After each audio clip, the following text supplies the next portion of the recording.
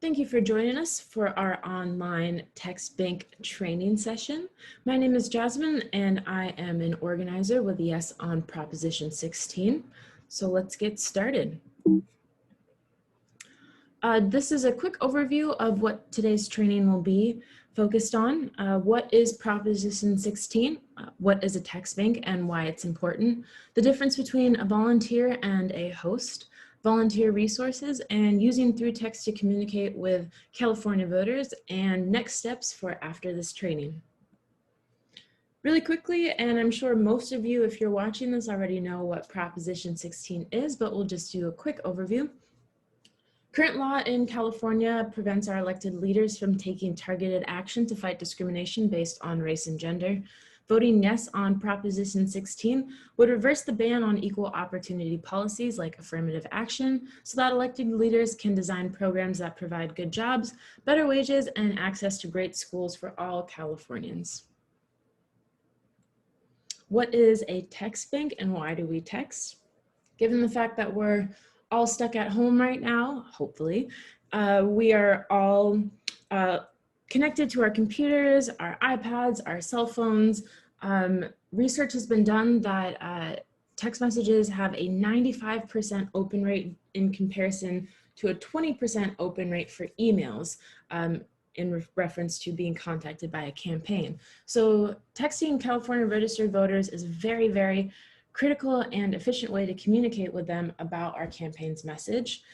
To text California voters, all you need is a web browser and an internet connection. There's no need to download any apps, and we will not be using your own personal cell phone number. So our volunteer program has two tiers.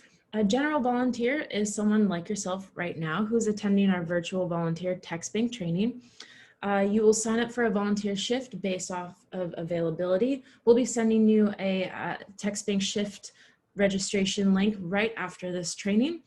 And each volunteer text bank shift is about 2 to 3 hours. Hopefully 3 hours if you'd like to stay longer. The text bank host is an elevated role from the actual volunteer position. A text bank host is somebody who, like yourself, still has attended our virtual volunteer text bank training and ideally has also attended a general volunteer text bank shift, just so that they're familiar with the program. But a host is responsible for getting volunteers and promoting their own text bank. So say I want to have my own text bank. My name's Jasmine and I signed up for a host, and I'm promoting my text bank to my friends, and I'm pledging to Prop 16 that I will bring 30 friends and to my own text bank. So that's something that you can do. And we'll build a custom registration link for you, and campaign staff will still be online to assist you with any questions or problems that happen during the text bank if you're not sure on how to respond to particular questions, but hopefully our volunteer resources will take care of that. So one of the resources that we'll be using is Slack. If you're not familiar with Slack, it is essentially a communication platform that functions kind of like a group text, but far less annoying. Right after this training, you'll receive an invitation to our Opportunities for All Slack.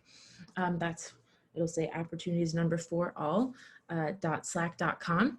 You will make an account and you will automatically be added to our text bank channel. That's hashtag text_banking. It's our public volunteer channel. We'll be adding other volunteer channels as we build up our volunteer program, but for now we're doing text banking. And you can join once we send you an invite via email. And this channel is for you to access any resources.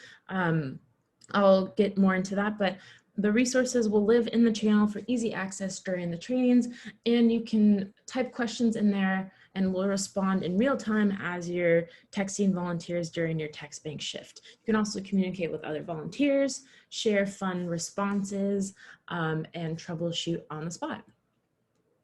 So these are the resources that I was talking about. We are calling it our virtual volunteer hub. Since we can't be in a campaign office and get, those packets that you might get at the beginning of a volunteer shift, we've put it all online for you. So in the virtual volunteer hub, you will see information about your text banking shift. This is obviously a fake shift.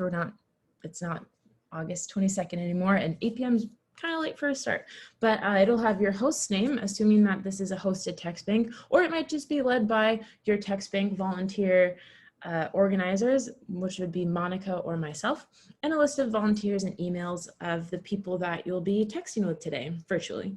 On the other side is our volunteer help hub, and this is where we'll house our volunteer frequently asked questions in case you have a voter that is asking you something that's beyond the scope of what our pre-written text messages are. That's not too common, but just in case. We will also have a through text quick guide, which we'll go into in just a moment. And text bank best practices. Those are sort of the do's and don'ts of texting as a volunteer to registered voters. We'll also give you a quick guide on how to use Slack, the program I just talked about, although it's fairly intuitive. And we'll also go through or provide you with the video link of the video we're just about to watch, as well as the PDF version of this training itself. So before we watch the video, this is what it will look like once you make your through text account. Once you click on the link to accept the invitation, you'll just populate the fields with your first, last name, email, and we'd like you to use an email that you do check frequently, and hopefully one that you use to sign up for this. Just in the event that you are a superstar volunteer, you want to continue texting the day after your shift, which we will be offering, this is where you will receive a notification that you have unanswered text messages. Text banking isn't as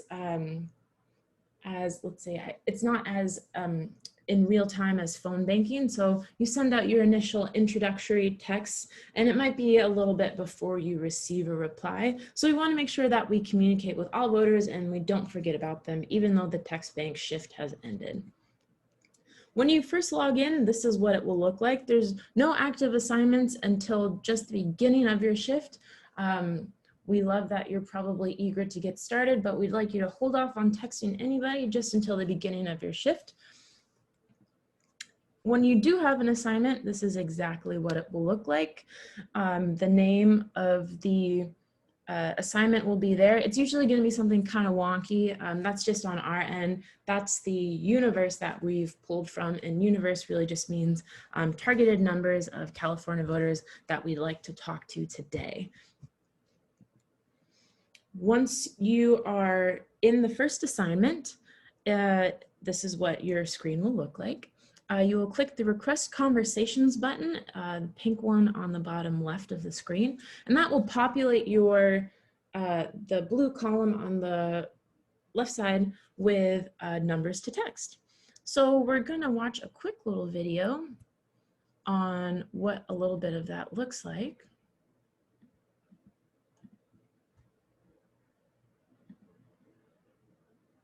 You will see when it loads up that there are three main sections to the through text interface. On the left side, you will have the list of people that you will be texting.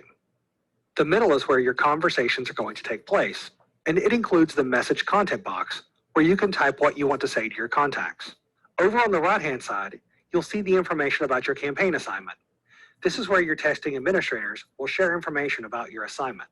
Eventually, after you've sent out all your initial messages, this panel will also include the tools that you will need to respond and collect data. Your texting administrators have loaded the initial message for your assignment. As you can see, it's going to be identical for each person you're texting, and it is going to fill in their name each time. So as you can see, it says, "Hi, name, this is Tony with Bartlett for President. There's an event near you this Saturday to kick off our campaign. Can you make it?" I'm going to go ahead and send each of these messages. All you have to do is press the send button on each one. The recipient is going to get it like any other text message on their phone. When you're done sending the messages, it'll say inbox 0. Great job. You cleared your inbox. Now you'll be notified by email if you receive any new replies. And now we're going to wait for the responses. Some of the responses are going to come right away.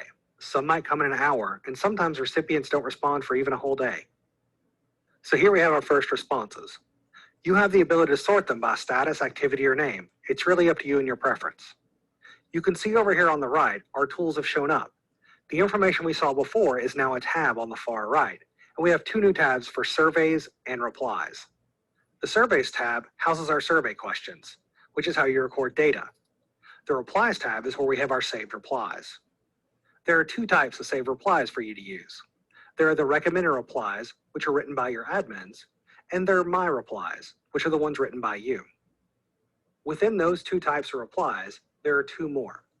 There are campaign-specific recommended replies, which are just for this campaign, but there is also global recommended replies, which are used for all campaigns across your organization.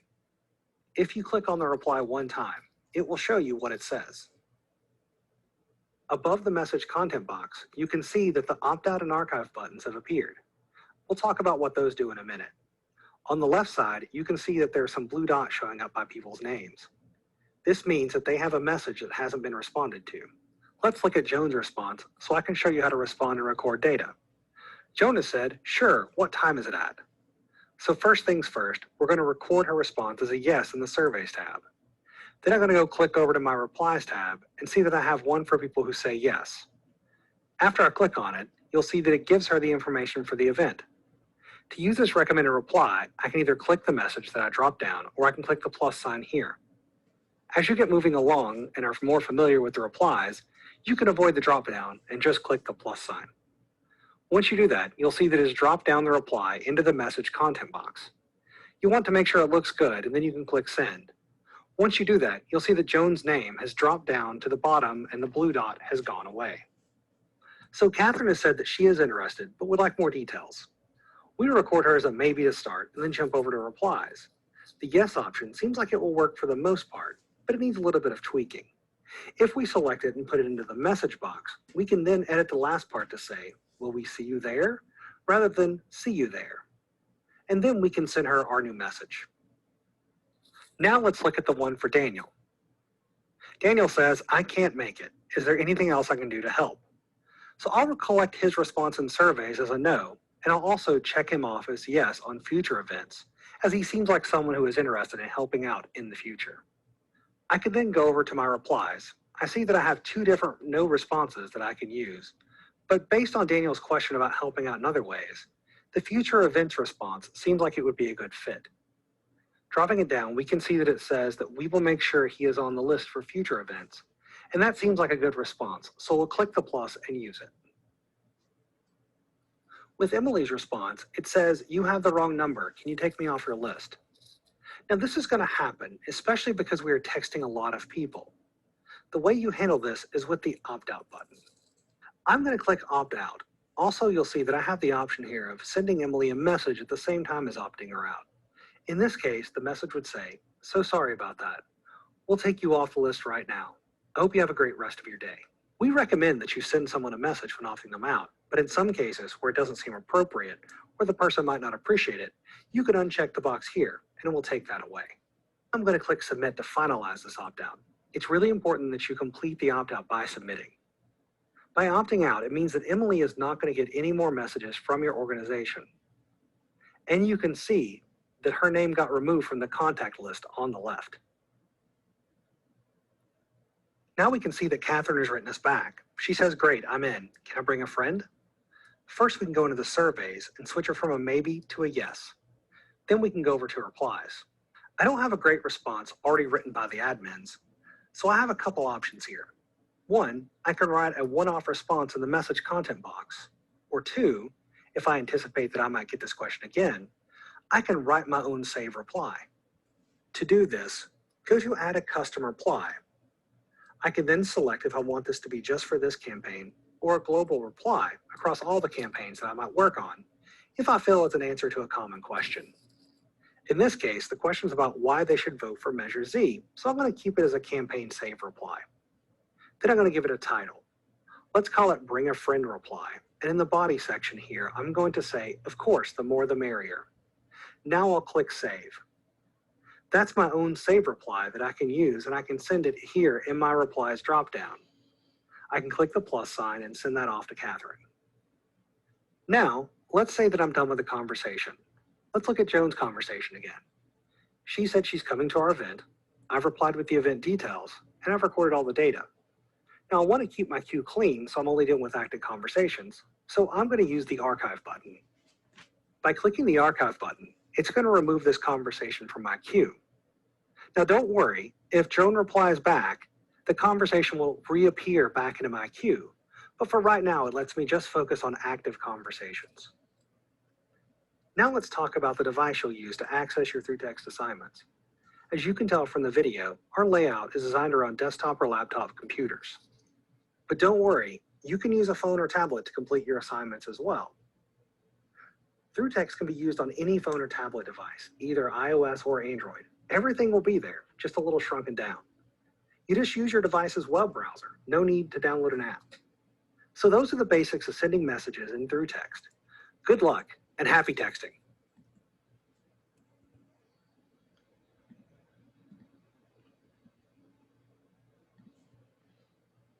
All right, so that was our quick video on how to use ThruText.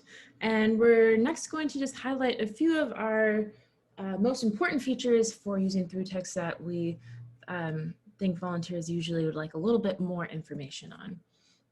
So first, this is what your screen will look like if you're texting for yes on Proposition 16.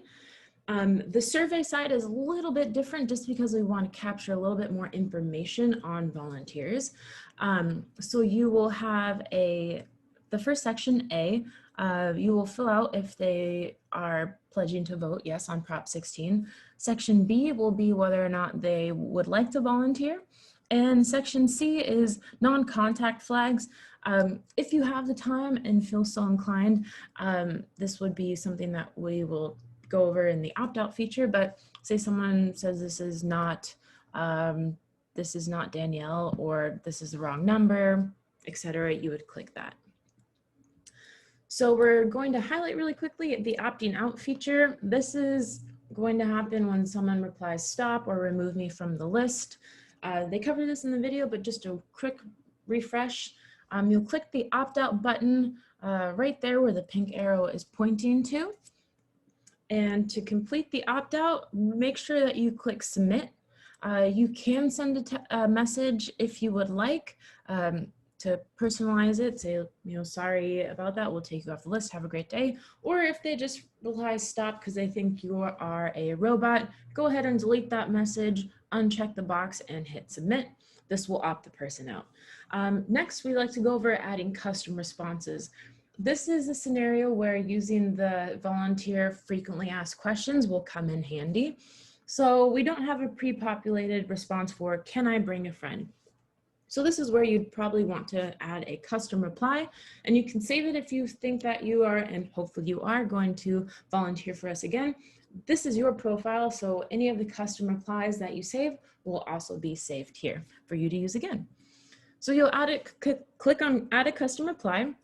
You'll do this campaign only. Global is not relevant for this. You can title your custom reply to be specific to the scenario. So in this case, titling it bring a friend will be make it easy to find. And in the body of this format, you'll put your custom reply text.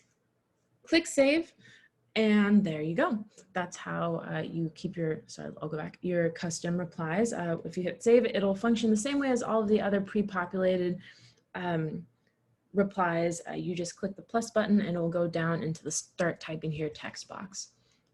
Another really important feature, at least for me, I like working with a clean workspace, is the archive feature. Archiving doesn't get rid of the text message. It just means that if the conversation has come to an end, you can remove it from the queue. So on the left side where it says conversations, you see that the blue dots are the active conversations, and Joan no longer has a blue dot next to it because you've responded with the information she needs and she's done with the conversation. So you'll want to archive it. So you'll click archive, make sure you hit OK. It doesn't do anything with it. Like I said, it just removes it from the queue, and Joan will be out of your queue. If she does happen to respond with a question or something else, it'll pop back into the queue with a blue dot that you'll address. So we're at the end of the training session. Just want to really quickly go over next steps after this. So after this training, we'll send you an email where you can sign up for your first text bank shift. Once you sign up for your shift, you'll receive an email within 24 to 48 hours before the start of that shift that will include an invitation to sign up for our volunteer Slack channel, an invitation to create your ThruText account, and a calendar invite for a brief Zoom meeting that we'll hold before the shift starts. This will just be our chance to say hello to you, meet face-to-face with, or not face-to-face, virtually face-to-face with other volunteers during your shift, and do a quick check-in and troubleshoot any technical issues if you have any problems with your account before we get texting. And of course, if you have any questions, please reach out to anyone on the organizing team after this training. And if you don't receive your email, do let us know. This is where we would hold questions, assuming that this was a live training, but this is virtual. So if you do have questions, please email any of the 3 people on this screen and we'll be happy to help you out with any questions. We look forward to having you volunteer for Yes on Proposition 16, and let's win this November.